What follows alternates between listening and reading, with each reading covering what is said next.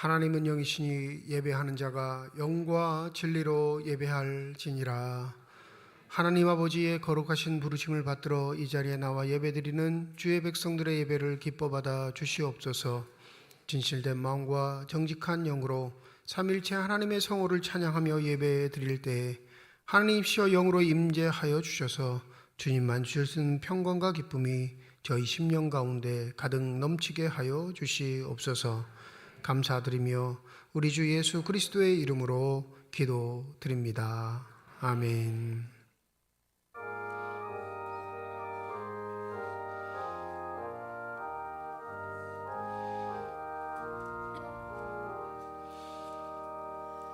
멸류관 벗어서 주 앞에 드리세. 저 천사 기쁜 노래가 온 땅에 퍼지네. 내 혼악 깨어서 주 찬송하여라.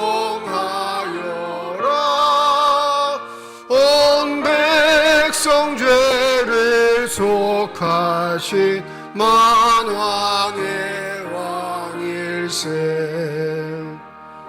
멸류관 벗어서 주 앞에 드리세. 그 손과 몸의 상처가 영광 중 빛나네. 하늘의 천사도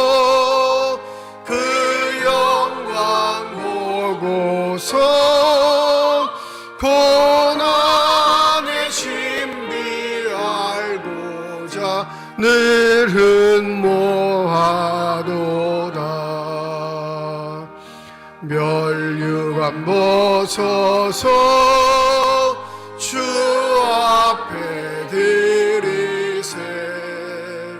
온 세상 전쟁 그치고 참 평화 오겠네. 주 보좌 앞에서 온 백성 엎드려 그 한량 없는 영광을 늘 찬송합니다.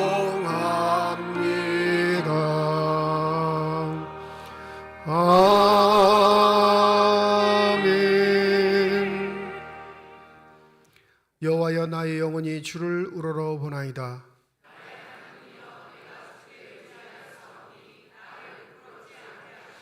나의 원수들이 나를 이겨 개가를 부르지 못하게 하소서.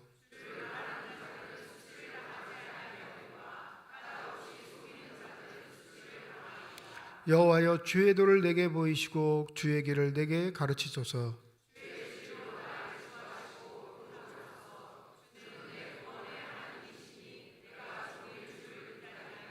여호와여, 주의 국률하심과 인자하심이 영원부터 있었사오니 여호와여, 내 젊은 시절의 죄와 허물을 기억하지 마시고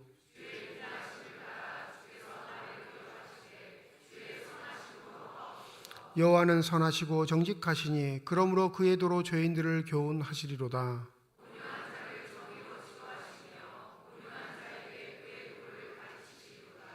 여호와의 모든 길은 그의 언약과 증거를 지키는 자에게 인자와 진리로다. 아멘. 지난 한 주간 동안의 삶을 되돌아보며 주님 앞에 참회의 기도를 드립니다.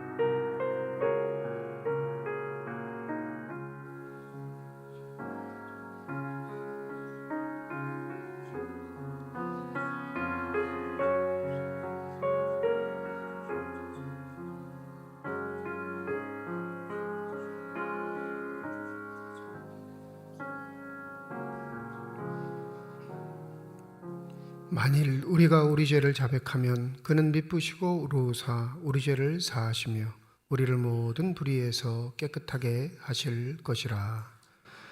나는 전능하신 아버지 하나님 천지의 창조주를 믿습니다. 나는 그의 유일하신 아들 우리 주 예수 그리스도를 믿습니다. 그는 성령으로 잉태되어 동정녀 마리아에게서 나시고 본디오 빌라도에게 고난을 받아 십자가에 못 박혀 죽으시고 장사된 지 사흘 만에 죽은 자 가운데서 다시 살아나셨으며 하늘에 오르시어 전능하신 아버지 하나님 우편에 앉아 계시다가 거기로부터 살아있는 자와 죽은 자를 심판하러 오십니다. 나는 성령을 믿으며 거룩한 공교회와 성도의 교제와 죄를 용서받는 것과 몸의 부활과 영생을 믿습니다. 아멘.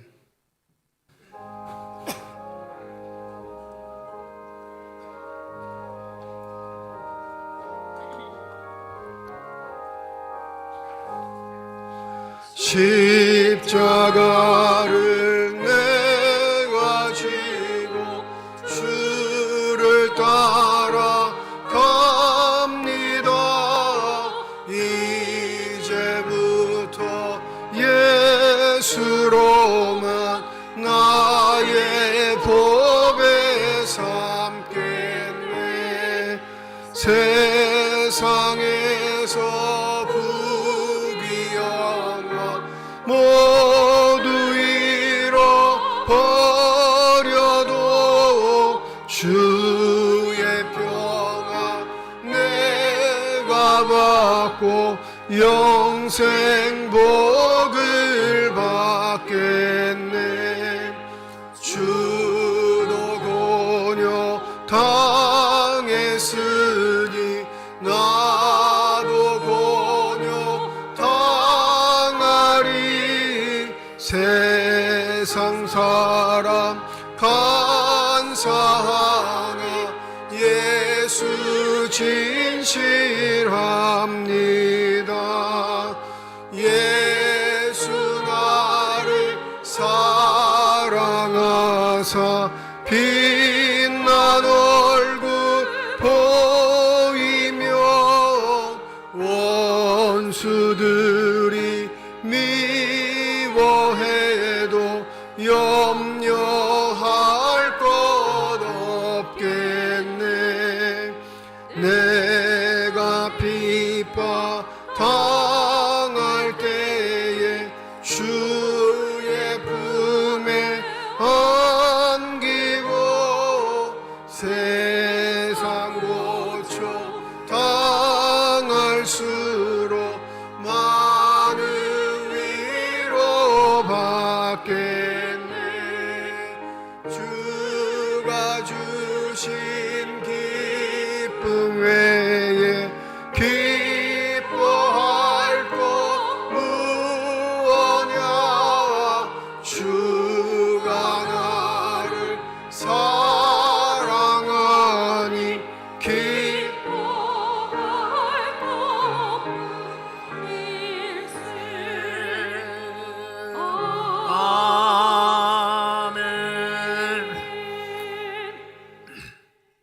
사랑과 은혜가 풍성하신 아버지 하나님, 오늘도 거룩한 성일을 허락하시고 주님 전으로 저희의 마음과 발길을 인도하여 주시니 감사와 찬양을 올려드립니다. 하나님, 지난 한 주간의 삶을 되돌아보며 우리의 죄와 허물을 고백합니다. 기도해야 할 때 기도하지 못했고 조금 선한 일 한 것에도 칭찬받기를 원했으며 봉사한다고 하면서도 하나님의 영광을 드러내기보다는 제 욕심을 앞세우며 살았음을 용서하여 주옵시고 깨끗한 심령으로 거듭나서 오직 주님만을 바라보며 하루하루를 주님과 동행하는 복된 삶을 허락하여 주시옵소서. 사순절 기간을 보내고 있습니다. 우리를 대신해 십자가에 달리신 예수님을 기억하며 이 기간을 통하여 더욱더 그 은혜에 감사하고 기쁨 가운데 나아갈 수 있는 귀한 시간이 되게 하여 주시옵소서. 우리의 삶은 하나님 없이는 살아갈 수 없는 삶입니다.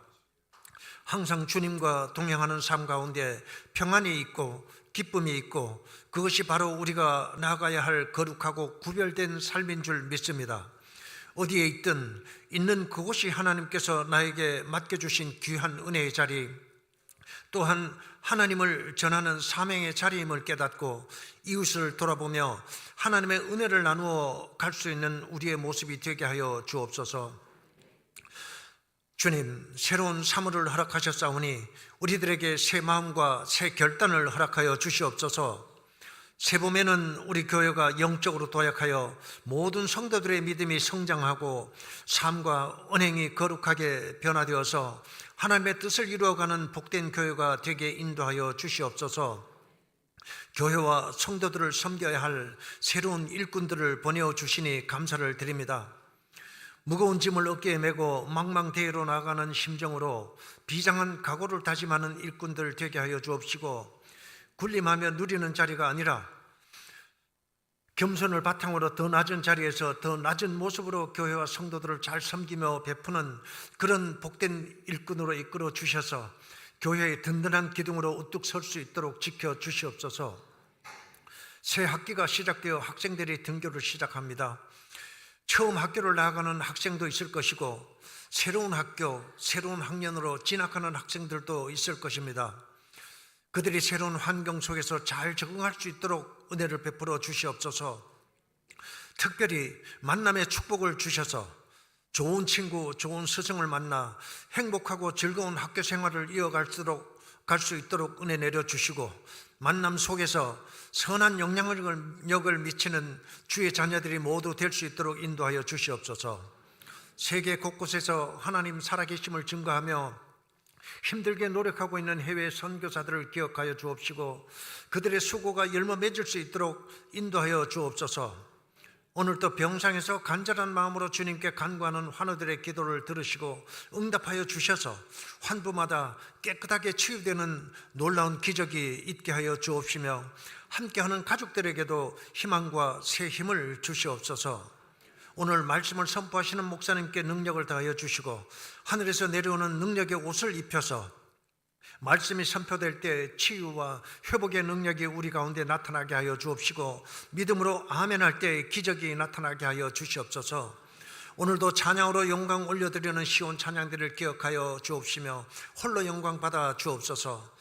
또한 예배를 위해 수정되는 모든 손길들을 축복하사 하늘의 상급으로 저들의 삶을 채워 주시옵소서. 감사드리오며 우리 주 예수 그리스도의 이름으로 기도드리옵나이다. 아멘.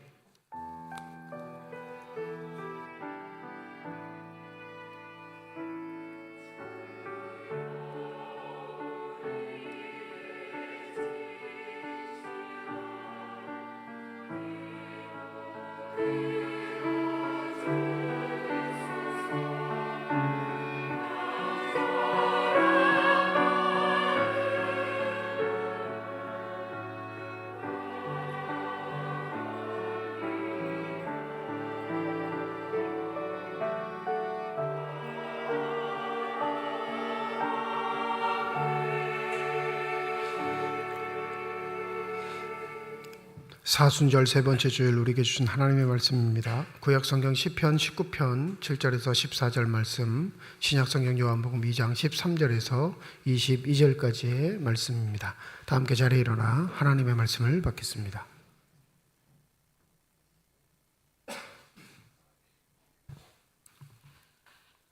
오늘 우리에게 주시는 하나님의 말씀입니다. 여호와의 율법은 완전하여 영혼을 소성시키며 여호와의 증거는 확실하여 우둔한 자를 지혜롭게 하며 여호와의 교훈은 정직하여 마음을 기쁘게 하고 여호와의 계명은 순결하여 눈을 밝게 하시도다. 여호와를 경외하는 도는 정결하여 영원까지 이르고 여호와의 법도 진실하여 다 의로우니 금 곧 많은 순금보다 더 사모할 것이며 꿀과 송이꿀보다 더 달도다. 또 주의 종이 이것으로 경고를 받고 이것을 지킴으로 상이 크니이다. 자기 허물을 능히 깨달을 자 누구리요? 나를 숨은 허물에서 벗어나게 하소서. 또 주의 종에게 고의로 죄를 짓지 말게 하사 그 죄가 나를 주장하지 못하게 하소서. 그리하면 내가 정직하여 큰 죄과에서 벗어나겠나이다. 나의 반석이시요 나의 구속자이신 여호와여, 내 입의 말과 마음의 묵상이 주님 앞에 연락되기를 원하나이다.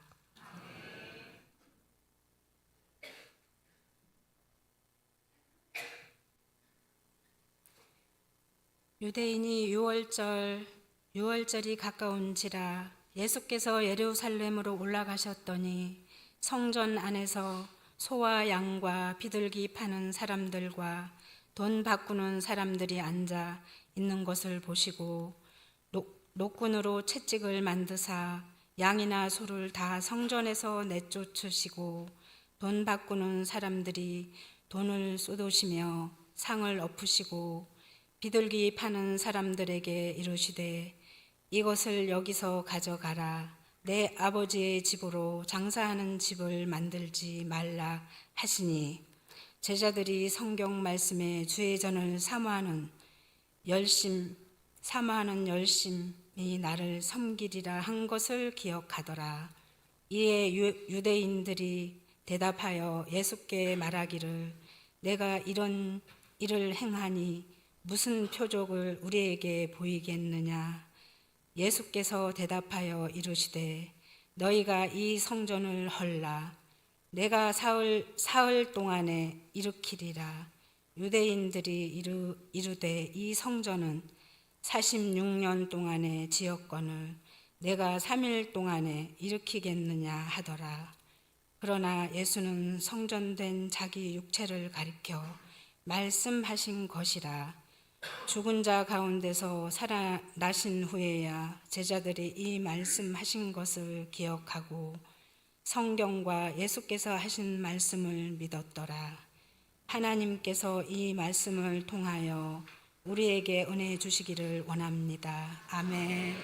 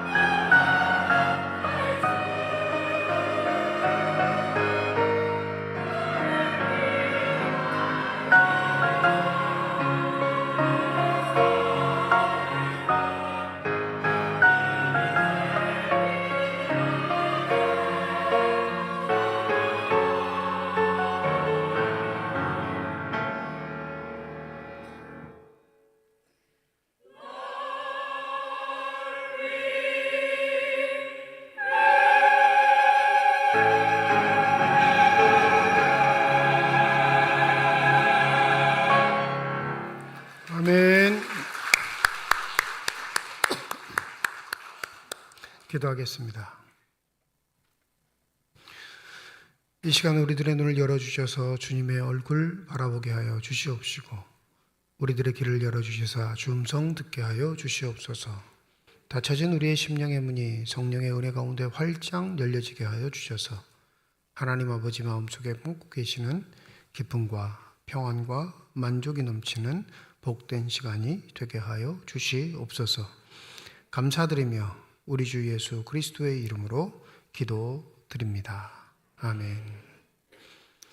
유럽의 교회들이 다 망했다고 말하긴 하지만 모이는 교회 공동체로서의 모임 규모가 줄어든 건 맞지만 그들이 갖고 있는 문화적인 저력, 기독교적 배경의 그 저력은 결코 무시할 게 못 됩니다. 모이기를 힘쓰고 잘하는 한국 교회가 늘 우리를 자랑할 때 하는 말이 모이는 교회로서의 자랑과 긍지가 그 어떠한 나라보다도 강하기에 기독교 문화를 갖고 있는 국가들을 무시하는 경우가 있습니다.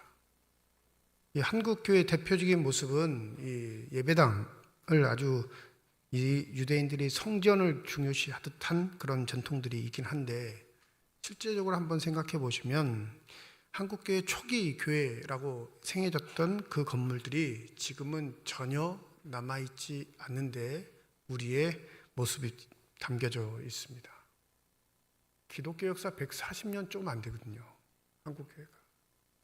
근데 초기 교회를 단 어떤 것도 단 한 것도 지켜낸 것이 없습니다. 그러면서 우리 잘 모인다고 우리 대단하다고 칭찬하는 경우가 많죠. 반면 유럽의 교회들은 어떤 줄 아세요?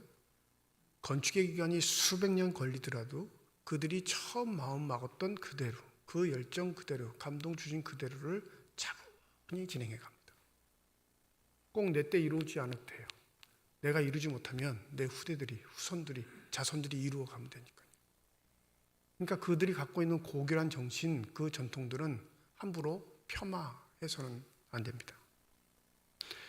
물론 가장 빠른 시간 안에 경제 발전을 이루고 민주국가를 이룩한 우리 대한민국의 자긍심 무시해서는 안 됩니다. 그런데 그 빠름이 우리가 고귀하게 지켜야 할 교회의 전통들까지 다 없애버린 것은 아닌지 다시금 기억해야 하는 귀한 시간이 될 줄 믿습니다. 유대인들에게 성전이란 자신의 목숨과도 바꿀 수 없는 고귀한 것이었습니다. 율법에 규정된 1년에 3차례 유대인 성인 남자들은 반드시 예루살렘의 성전에 와서 자신에게 맞는 예물을 드리고 제사장의 축복을 받고 돌아가는 게 전통이었어요. 근데 실제 문헌들을 따지면 1년에 3차례 이 성전을 향는 이 순례 여정에 대부분 사람들이 다 동참하지는 못했다고 해요. 왜냐하면 1년에 3차례씩 근 2, 3주간 집을 비운다는 건 쉬운 일이 아니거든요. 그럼에도 불구하고 꼭 지키려고 하는 최대의 명절 절기가 있다면 그건 유월절입니다. 왜냐하면 그 유월절은 자신들을 하나님의 백성 삼아주신 하나님의 자유가 선포된 절기이기에 유월절만큼은 유대인 성인 남자들이 다 성전에 가서 하나님을 만나고 또 제사를 드리는 아주 중요한 절기로 여겼습니다. 오늘 요한복음 2장에 보면 13절에 이렇게 기록하죠. 유대인의 유월절이 가까운지라. 굳이 유월절 앞에 유대인이라고 명칭을 둔 건 지금 이 글을 쓰고 있는 요한의 입장과 요한의 교회는 유월절을 지킨다는 걸까요? 안 지킨다는 걸까요? 안 지키는 걸 전제해요. 가장 고귀한 전통, 구약전 전통에서 자유를 주신 하나님이 가장 두드러진 전통이 유월절임에도 불구하고 예수 그리스도로 말미암아 공동체를 이룬 교회 공동체가 유월절을 지키고 있지 않다라는 걸 이 한 단어에서 묘사하고 있는 겁니다. 같은 당대를 살아가는 사람들뿐만 아니라 예수의 시대에도 여전히 성전은 가장 중요한 가치, 고귀한 가치였지만 그 성전을 대하신 예수의 태도를 통해 우리에게 성전의 의미가 무엇인지 다시금 예수는 깨닫게 해주고 계시죠. 오늘 14절에 보면 성전 안에 소와 양과 비둘기 파는 사람들과 돈 바꾸는 사람들이 앉아 있는 것을 예수께서 보셨다 이렇게 말합니다. 오늘 단락에서 이 14절에 사용된 성전이라는 단어, 한글로는 그냥 19절도 성전이고 14절도 성전이지만 이 14절의 성전은 원어로 보면 히에론이라는 헬라어를 사용해요. 다른 단어예요. 14절과 19절의 단어가 달라요. 우리는 그냥 성전이라고 번역했는데 이 히에론이라고 할 때는 건물을 말해요. 건물. 왕이 사는 궁전, 이런 큰 건물을 말할 때 히에론이라는 단어를 씁니다. 그러니까 이건 뭘 말하냐면 성전 전체를 나타낼 때를 쓰는 거예요. 부속 건물 다 포함해서. 그러니까 뜰, 부속 건물, 제사장들이 레위 사람들이 머무는 공간 모두 포함해가지고 할 때는 이 히에론이라는 단어를 사용하고 19절의 성전, 너희가 이 성전을 헐라 할 때 이 성전은 무슨 단어를 쓰냐면 나오스라는 단어를 씁니다. 그건 뭘 말하면 하나님이 머무시는 곳, 직접적으로 하나님과 관계 있는 공간, 지성소와 성소를 의미할 때는 이 단어를 씁니다. 한글로는 똑같이 그냥 번역을 했는데 차별을 둬요, 요한은. 이 성전에서 예물을 파는 사람들과 환전하는 사람들이 앉아 있는 것을 보시면서 15절에 우리가 잘 알고 있는 행위를 하시죠. 노끈으로 채찍을 만드사 양이나 소나 다 성전에서 내쫓으시고 돈 바꾸는 사람들의 돈을 쏟으시고 상을 엎으셨다. 회방꾼 노릇을 하신 거예요. 이들이 불법적인 일들을 해서 화가 나셔가지고 이 일을 행하신 게 아니라 이들은 합법적인 일을 하고 있음에도 불구하고 예수는 그게 불쾌하게 느껴지셨던 것 같습니다. 예루살렘 평상시의 인구가 15만 명이라고 해요. 학자들에 따르면 예루살렘 전체 살고 있는 사람들이 15만 명인데 이 유월절과 같이 큰 절기가 되면 이 예루살렘을 방문하는 사람이 50만 명이 넘는데요. 무려 3배 이상 뛰는 거예요.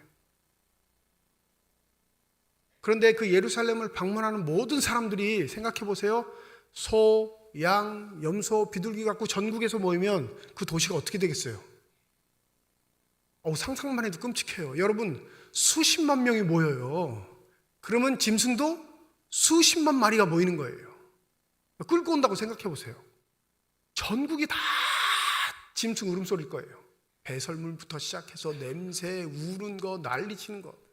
그러니까 그거를 간략하게 하기 위해서, 합리적으로 하기 위해서 차린 게 뭐냐면 성소 안에서 예물을 팔 수 있고 살 수 있게 거래할 수 있는 그런 제도를 두게 된 겁니다. 그러니 이들은 불법적 사항을 하는 사람들이 아니라 성전에서 예배 드리는 자의 편의를 제공할 뿐만 아니라 전체 나라가 어려움에 겪지 않도록 일말 자신의 역할을 감당하고 있음에도 불구하고 예수는 어떻게 하셨냐면 16절, 우리 다 함께 16절 한번 읽어보실까요? 시작. 비둘기 파는 사람들에게 이르시되 이것을 여기서 가져가라. 내 아버지의 집으로 장사하는 집을 만들지 말라 하니. 장사하는 게 여러분 긍정적인 요소예요? 부정적인 요소예요? 장사란 사는 사람과 파는 사람이 자신들의 의견에 맞게 거래를 하는 걸 말하죠. 어떠한 물건이 필요하면 그 물건을 사는 사람들이 이건 적당한 가격이야 하고 그 물건값을 지불하고, 물건 파는 사람은 그 물건을 팔면 거래가 성사해요. 이걸 장사라고 합니다. 그죠? 이게 부정적이에요? 긍정적이에요? 긍정적이에요. 여러분, 부정적인 요소 없어요. 내 필요를, 저 사람의 필요를 채우는 요소가 되니까요. 그건 공정한 가격만 매기면 돼요. 근데 예수께서 의도적으로 이 단어를 쓰시는 거예요. 장사하는 집. 요한복음은 예수의 사역 초기에 성전을 깨끗이 하는 사건이 나타났다 기록하지만 마태, 마가, 누가는 예수의 생애 마지막 부분에 이 성전을 깨끗이 하신 사건을 기록합니다. 마가복음 11장에 보면 이 기록이 있는데 17절에 이렇게 말합니다. 내 집은 만민이 기도하는 집이라 칭함을 받으리라 하지 아니하였느냐? 너희는 강도의 소굴을 만들었도다. 장사하는 집, 강도의 소굴. 어떤 언어가 더 부정적이에요? 강도의 소굴이 부정적이죠. 장사하는 집은요? 굉장히 긍정적이에요. 강도의 소굴과 대비하면 장사하는 집은 거의 문제가 없는 것처럼 여겨지는 단어입니다. 그래서 사복음서를 연구하는 학자들은, 좀 많이 나가는 사람들은 이게 한 가지 사건인데 왜 이렇게 됐지 고민하지만, 보편적으로 그냥 합의를 본 건 뭐냐면 예수의 생애 초기, 사역 초기에 요한복음 2장에 기록되어 있는 사건이 한 번 있고, 예수 생애 말기에 공관복음에 기록된 성전의 사건이 또 한 번 있다. 이렇게 두 번 정도는 있었을 것이다. 이렇게 추측을 합니다. 그럼 요한복음 2장을 초기로 본다면 초기에는 장사하는 집이라 말씀하셨는데 생애 말기에 가면 이걸 똑같은 상황을 뭐라고 하신다고요? 강도의 소굴이라고 한다. 그러면 초기엔 괜찮았는데 후기에 가서 나빠졌느냐? 초기에 괜찮았다면 이렇게 다 뒤집어 엎으시고 나가라 하지 않으셨겠죠? 단어의 문제가 아니라 거기 내포되어 있는 우리 마음속을 자극할 수밖에 없는 요소를 예수는 정확히 꿰뚫어 보시고 우리에게 이 말씀을 통해 경계하고 있는 겁니다. 마가복음에서는 정확하게 내 아버지 집은 기도하는 집이라 이렇게 선언하세요. 근데 여기는 기도하는 집이라 말 없죠. 내 아버지의 집을 장사하는 집으로 만들지 말라 이 말씀을 하신단 말이에요. 그 장사란 경제 자본주의를 살고 있는 우리에게는 익숙한 용어이지만 그게 나쁜 용어는 아니란 말이에요. 보세요. 왜 이렇게 말씀하셨는가? 아버지의 집이란 의미는 이 집의 주인이 누구라는 거죠? 아버지가 집의 주인이라는 거예요. 우리가 말하는 성부 하나님이 집 주인이 되시고, 집 주인이 되신다면 이 집의 모든 사용의 권한이나 목적이나 활용 방법은 누구로부터 나와야죠? 하나님 아버지로부터 나와야 돼요. 그런데 놀랍게 이 하나님 아버지의 집에서 일하는 자들은 자신의 소욕을 채우기 위한 장사꾼이 되어버렸습니다.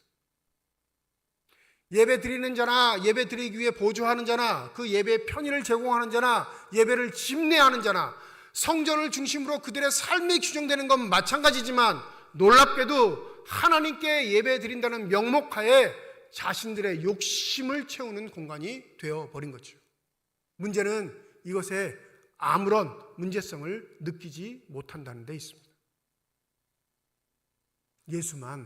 예수만 그 마음속에 분노가 침이 되신 겁니다. 뭐가 문제야? 우리의 편의를 제공하는데. 뭐가 문제야? 공식적인 허락을 받고 하는데. 그럼 제사 안 드릴 거야? 제물 안 드릴 거야? 환전하는 사람 없으면 어떻게 성전에 예물을 드릴 거야? 수많은 반론이 있는 것 뻔히 알면서도 예수께서는 선언하십니다. 내 아버지의 집을 장사하는 집을 만들지 말라. 여러분, 이건 2000년 전 유대 사회에서 성정 중심 문화를 살아갔던 그 사람들에게만 하셨던 말씀이면 이건 과거에 치부된 말씀이지만 여전히 우리에게도 유효한 사실을 잊지 마시기 바랍니다. 영원히 진리가 되시고 말씀이 되시는 이 예수의 선언은 바로 우리의 마음속을 후벼파는 그런 귀한 말씀임을 반드시 명심하셔야 합니다. 여러분, 교회 나오는데 자기 목적이 있는 사람들이 있어요. 이때니까요.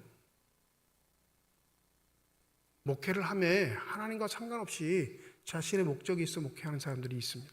존재해요. 그런데 그걸 하등 나쁘다고 생각하지 않습니다. 하등 그게 비난받을 일이라 생각하지 않아요. 왜? 내가 하나님 앞에 요구사항이 있는데 그게 뭐가 문제인데? 내가 하나님 앞에서 기도하는 그 기도의 제목이 뭐가 문제인데? 라고 오히려 당당하게 말하는 사람들이 많습니다. 그들은 이 집의 주인이신 하나님께 관심 있는 게 아니라 내 거래의 조건에 관심이 있는 사람들입니다. 이걸 해주시면, 이 문제 해결해 주시면, 이거 주시기만 하면, 이것 문제 풀리기만 하면, 늘 언제나 가정법을 쓰면서 자신의 요구 조건에 대한 해결점이 하나님께 있는지를 확인해 보고 싶어 합니다. 거래하는 거죠. 따집니다. 조건을 맞춰요. 자신의 장사가 익히 당연한 것처럼, 상식적인 것처럼, 전혀 해가 되지 않는 것처럼 생각하는 태도를 가지고 교회 생활, 믿음 생활 하는 사람들이 얼마나 많으죠. 그러니까 한국교회 역사가 짧음에도 불구하고 급격히 변할 수밖에 없는 건 우리의 욕구를 반영한 신앙의 태도들이 너무 많기에 교회의 역사에 공동체적인 자산이 될 수 있는 것들을 지키지 못했던 모습이 있는 겁니다. 우리의 편의 때문에, 우리의 안락 때문에, 우리의 만족 때문에 끝없이 건드려지게 되는 하나님의 일들. 다른 말로 하면 오늘 본문에 장사하는 집을 만드는데 최선을 다했던 게 바로 우리 자신.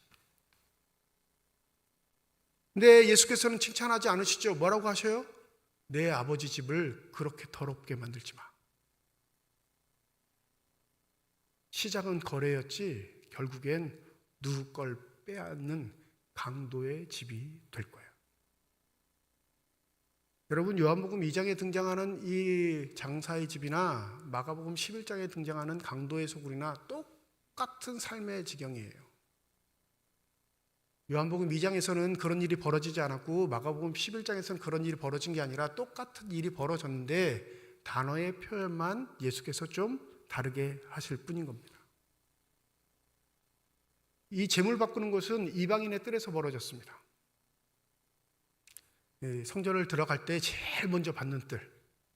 이방인들이 하나님을 사랑해서 이방인이지만 하나님께 예배드리러 오는 곳이 이방인의 뜰이에요. 이방인들은 절대 그 뜰을 벗어날 수 없습니다. 근데 예수 당시의 대지상이었던 가야바가 그 이방인의 뜰에 재물을 파는 곳, 환전할 수 있는 환원소를 만들어줬습니다. 공식적으로 허락해 준 거죠. 여러분 생각해 보세요. 양이 한 예배드릴 때 10마리만 왔다 갔다 할까요? 소 한 2-3마리만 왔다 갔다 한다고 생각하세요? 몇 명이 온다고요? 50만 명.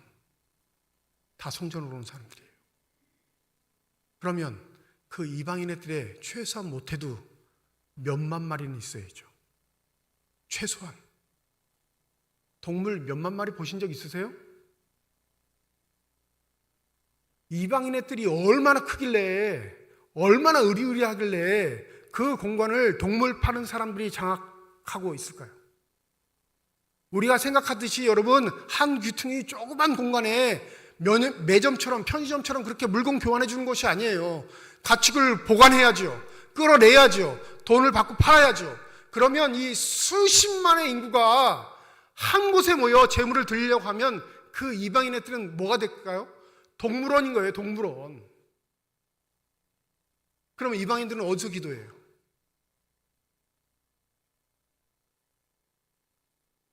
그래서 강도의 소굴이라고 하신 거예요. 기도하는 자의 자리를 빼앗아 너희들의 욕구를 채우는 곳이 되어버린 것.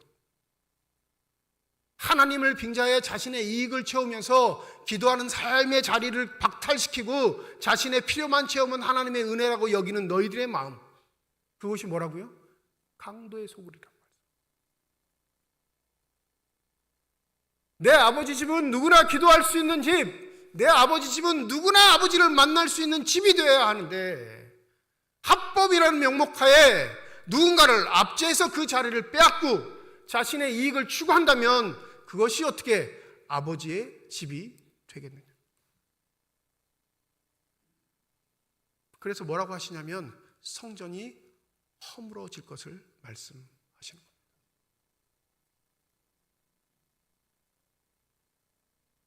여러분, 세상이 교회를 변질시키는 게 아니라요, 교회가 세상을 변질시켜요.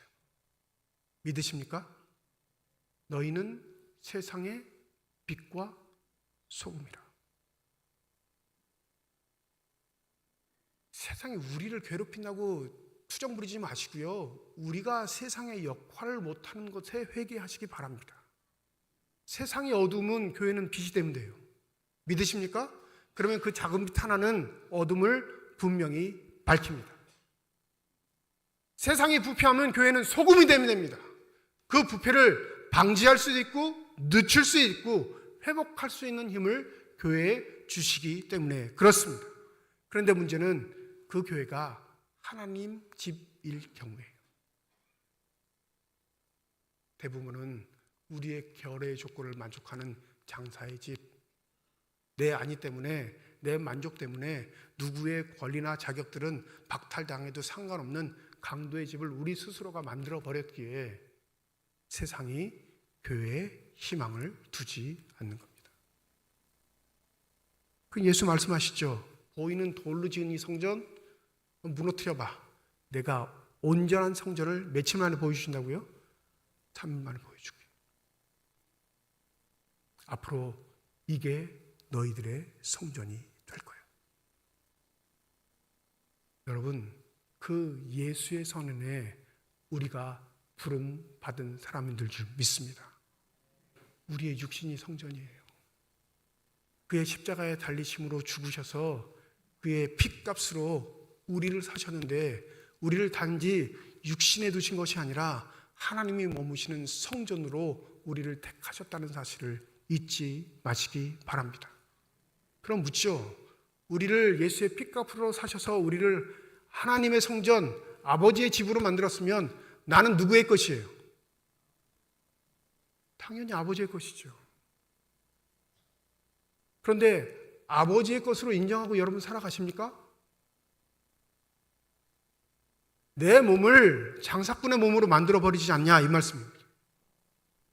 내 가치를 세상에 증명하기 위해 내 몸값 때문에 이 세상 살아가고 있지 않냐, 이 말씀을 드리는 거예요. 말씀드렸죠? 자본주의 사회에서는 내 능력이 내 연봉이에요. 돈으로 환산할 수 있는 가치가 내 몸의 역할입니다. 그러니 끊임없이 나를 홍보하고 광고합니다. 끊임없이 장사하는 자로서 잘 사는 게 하나님께서 나를 축복하시는 거라 착각하며 살아갑니다. 근데 예수는 우리에게 말씀하시죠. 내 아버지의 집은 장사하는 집이 아니라, 내 아버지의 집은 강도의 소굴이 아니라, 즉 하나님의 성전으로 부름받은 바 됐다면 내 육신의 삶 전부가 하나님이 주인이 되는 삶이 되어야 할 줄 믿습니다. 그래서 바울은 우리에게 이렇게 말하죠. 너희는 너희가 하나님의 성전인 것과 하나님의 성령이 너희 안에 계시는 것을 알지 못하느냐. 누구든지 하나님의 성전을 더럽히면 하나님이 그 사람을 멸하시리라. 하나님의 성전은 거룩하니 너희도 그러하니라.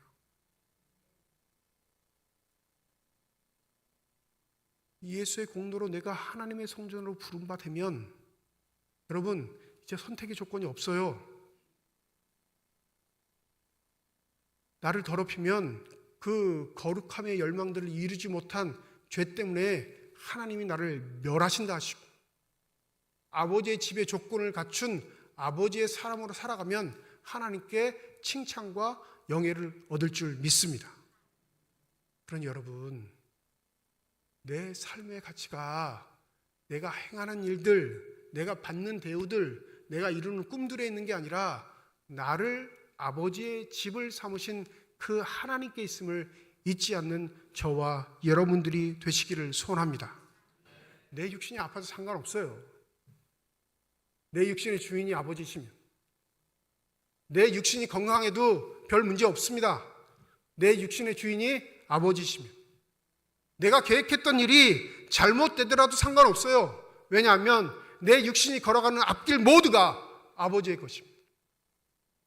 근데 얼마나 장사에 길들여졌는지, 거래에 얼마나 규제들이 됐는지 하나님 앞에 실갱이를 하잖아요, 우리.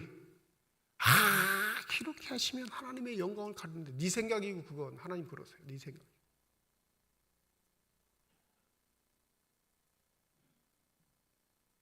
오늘 시인은 우리에게 이렇게 말하죠.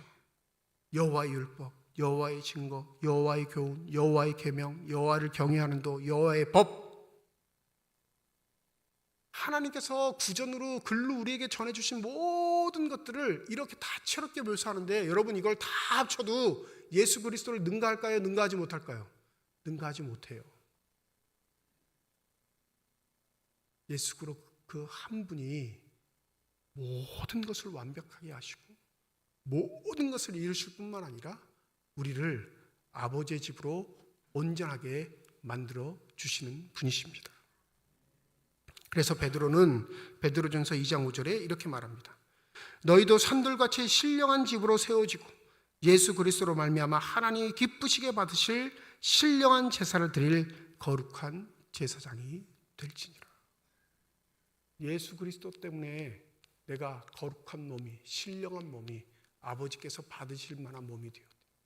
그러니 너희들에게 임무는 그 거룩을 지켜 성령이 인도하신 대로, 성령이 이끄신 대로 그 거룩함을 지키는 자가 돼. 이렇게 말합니다. 여러분, 우리가 함께 모여 예배드리는 이 공간, 이 삼척중앙교회 예배당은 언제 그 역사를 맞출 줄 아무도 모릅니다. 이게 영원히 보존되는 것은 아니에요. 근데 아시나요? 우리의 육신 가운데 연약한 우리들 주의 교회에 부르셔서 하나님이 임재하시는 곳으로 하나님이 사용하시려고 한 우리의 몸된 성전은 영원까지 이르게 된다는 사실. 믿음의 전승은 예배당을 통해 이루어지는 게 아니라요, 우리를 부르신 하나님께서 우리의 몸된 육신을 통해 신앙의 전승을 아름답게 이루어 가실 줄 믿습니다. 그러니 기억하실 건, 내 몸을, 내 삶을 거래의 수단으로 사용하지 마세요. 값어치를 매겨 내 능력을 나타내는 게 하나님께 영광이 된다 착각하지 마시기 바랍니다. 장사하는 집이 아닌 아버지의 집으로 인정받는 삶이라면 그 삶 속에 늘 언제나 아버지는 등장하시게 될 줄 믿습니다. 잘 안 되시는 일이 있거든 기도하세요. 주님, 내가 교만했습니다. 잘 되는 일이 있거든 겸손하십시오. 주님, 이건 내 능력이 아니었습니다. 그런 기도가 넘쳐나는 사람만이 아버지 집으로서의 거룩함과 온전함을 아름답게 이루어 갈 줄 믿습니다. 부디 내 아버지의 집이라 선언하셨던 그 예수의 음성이 우리의 영혼을 울려 우리의 육신을 주의 전 삼으시는 거룩하신 삼일체 하나님의 뜻 가운데 아름답게 동행할 수 있는 저와 여러분이 되시기를 주님의 이름으로 축원드립니다. 기도하겠습니다. 경쟁사에서 승리하는 것, 앞서가는 것, 1등을 하는 것, 남이 가지지 못한 것을 지니게 되는 것, 이것이 하나님께서 우리에게 베푸시는 은혜라 생각하는 자들이 있습니다. 실패하는 것, 아픈 것, 고난을 겪는 것, 사람들이 업신여기는 것, 사람들의 손가락질을 받는 것은 결코 하나님의 뜻이 아니라고 생각하는 자들이 있습니다. 여전히 하나님 전에 나와도 거래를 일삼아 장사하는 속셈을 숨기지 않습니다. 주님은 자신의 육신을 죽이시면서까지 새로운 성전의 시대를 열어주셨는데 그 새로운 성전의 시대를 살아가고 있는 우리는 여전히 과거의 태도에 얽매여 있습니다. 우리에게 무엇을 주시든지 간에, 우리에게 무엇을 행하시든지 간에 하나님은 우리의 주인 되시기에 우리는 아멘으로 순종할 뿐입니다. 부디 아버지의 집으로서의 역할을 잘 감당하며 아버지의 집이 바로 아버지가 주인 되심을 우리의 삶으로 보여줄 수 있는 거룩한 주님의 자녀들이 되게 하여 주시옵소서. 감사드리며 우리 주 예수 그리스도의 이름으로 기도드립니다. 아멘.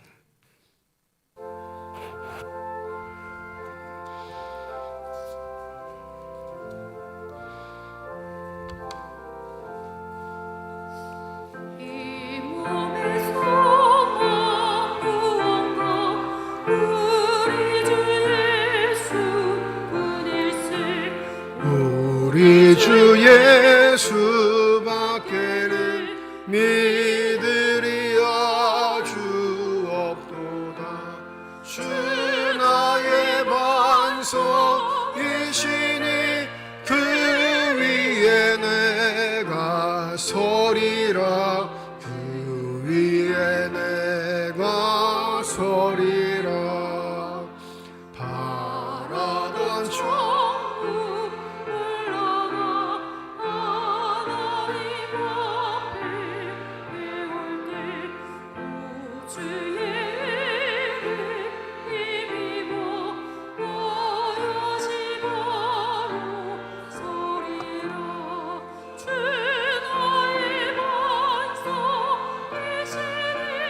주 위에 내가 서리라.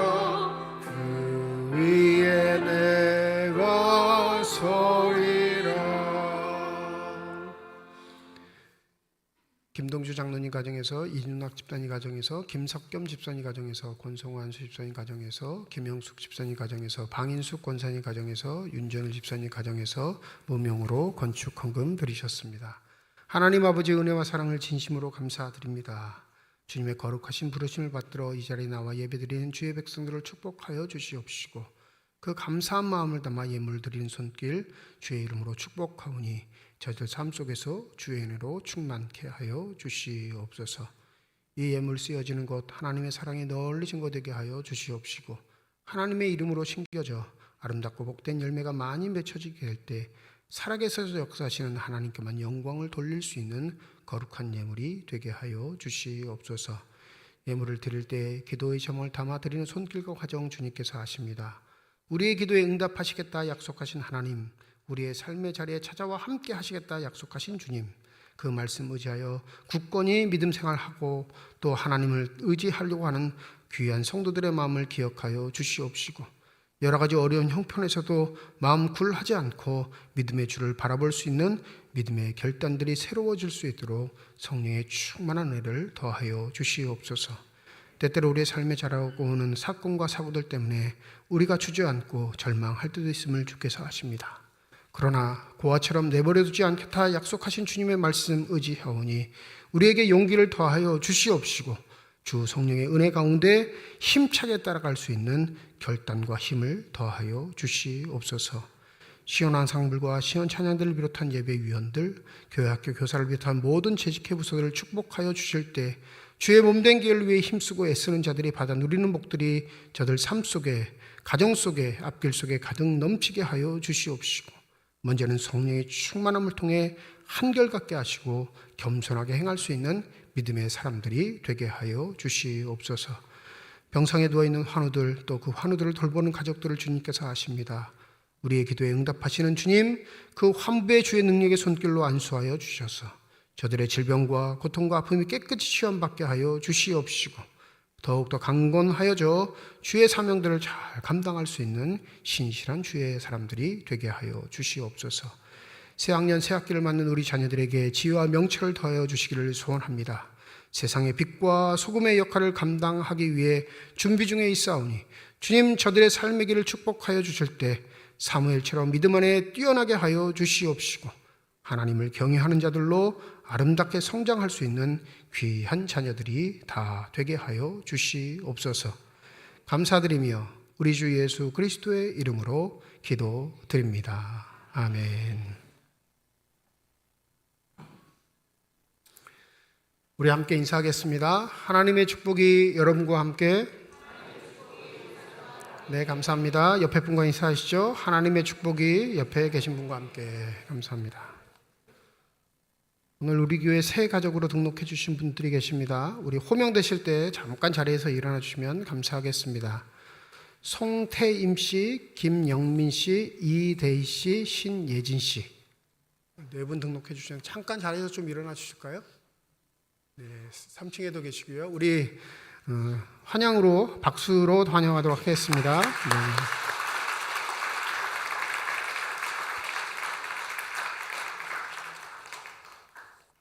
감사합니다. 자리에 앉아주시고요. 예배가 끝나시면 그냥 가지 마시고 목회자하고 잠깐 사진 촬영하신 다음에 귀가하시면 되겠습니다.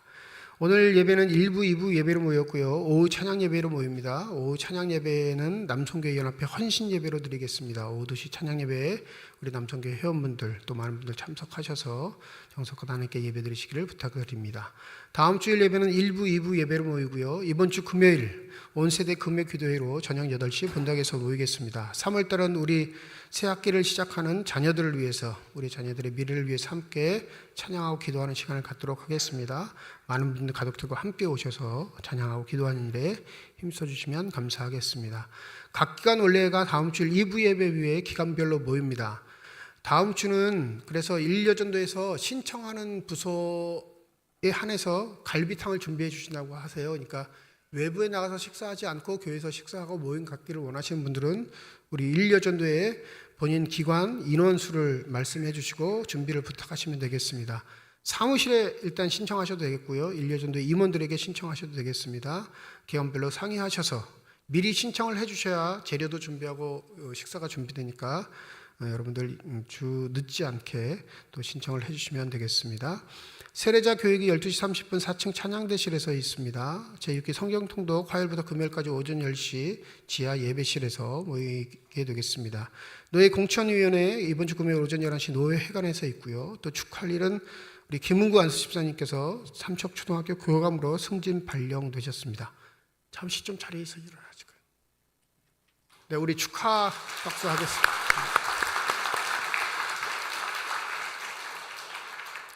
이게 또 조심스러운 일인데 학부모님들 괜히 또 부정한 일도 부탁하지 마시고 교감 역할 잘 하실 수 있도록 그냥 열심히 기도해 주시면 돼요. 이 조심스러웠거든요. 또 왜냐하면 그 학교 다니는 교인들이 분명히 또 이렇게 그러니까 집사님 어려운 일 겪지 않으시도록 기도만 해주시면 되겠습니다. 아셨죠? 네. 아이들 없는 분들만 대답하시는 것 같은데. 네. 또 감사한 건 우리 김현주 권사님, 남편 문천석 집사님이 장례 위로 조문에 감사해서 오늘 점심에 떡과 과일 준비해 주셨습니다. 장례가 좀 지나긴 했지만 순번이 좀 밀리셔서 지금 하시게 됐는데 식사하시면서 또 위로해 주시면 되겠습니다. 지난주 우리가 제2차 항존직 선거를 실시했는데요. 지난주 2차 투표 때 총 투표수가 285표였습니다. 그래서 3분의 2 이상 당선표가 190표 이상 얻어야 당선이 되는데 2차 투표 결과 3명의 당선자가 나왔습니다. 앞으로 좀 나와주시죠. 정광천, 전병옥, 김종훈 안수집사님 이렇게 3명이 당선되셨습니다. 정광천 안수집사님이 208표, 전병옥 안수집사님이 207표, 김종훈 안수집사님이 194표 이렇게 해가지고 3분이 장로 선거에서 당선되셨습니다. 네, 순번적으로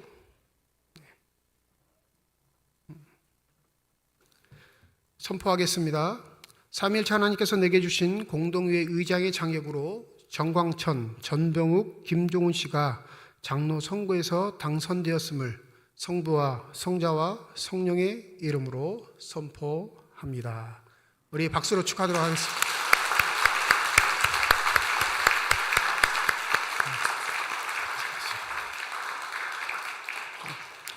2월 11일 저희가 공동의회에서 모였던 대로 2부 예배 광고 시간에 공포함으로써 모든 공동회의 절차를 마치게 되겠고요.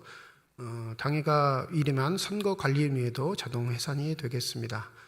세 분 장로님 교회에서 준비한 교육기간을 마치셔야 되고 4개월 동안의 교육과정을 마쳐야 되고요. 또 노회에서 준비한 노회고시, 노회 인터뷰를 마쳐야 임직의 순서를 맡을 수 있습니다. 뽑기만 하시면 안 되고요. 그 절차를 잘 감당할 수 있도록 기도해 주시고 여러분들이 더욱 협력해 주셔야 좋은 장로님으로 또 존경받는 장로님으로 일을 잘 하실 줄 믿습니다. 이 일에도 여러분들이 많은 협력해 주시기를 부탁을 드립니다. 이제 다 함께 자리에 일어나셔서 결단 찬양 하나님께 드리겠습니다.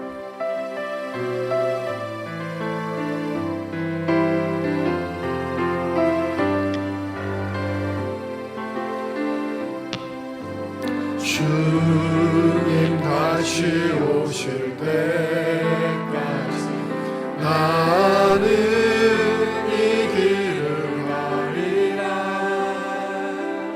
좁은 문 좁은 길 나의 십자가 지고 나의 많은 이들 끝에서 나는 주님을 보리라. 영광의 내 주님 나를 맞아주시니 주님 다시 오실 때까지 나는 일어나 달려가리라. 주의 영광 온 땅 덮을 때 나는 일어나 노래하리. 내 사모하는 주님 온 세상 부주시라. 내 사모하는 주님 영광의 왕이시라. 내 사모하는 주님 온 세상 부주시라. 내 사모하는 주님 영광의 왕이시라. 이제는 우리 주 예수 그리스도의 은혜와 하나님의 사랑과 성령의 교통, 내주, 인도, 역사, 충만하심이 오늘 새 가족으로 등록한 송태임, 김영민, 이대희, 신혜지씨 머리 위에와 주의 능력의 종으로 겸손의 종으로 아름답게 선택된 세 명의 피댁 장로님들 머리 위에 주의 말씀을 마음에 새기고 삶의 자리로 돌아가 하나님의 집으로서 당당함을 지니고 이 땅을 섬기며 살아가길 소원하는 주님의 거룩한 자녀들, 이들의 가정과 일터와 앞길 위에 이제로부터 영원토록 함께 하시기를 간절히 축원하옵나이다. 아멘.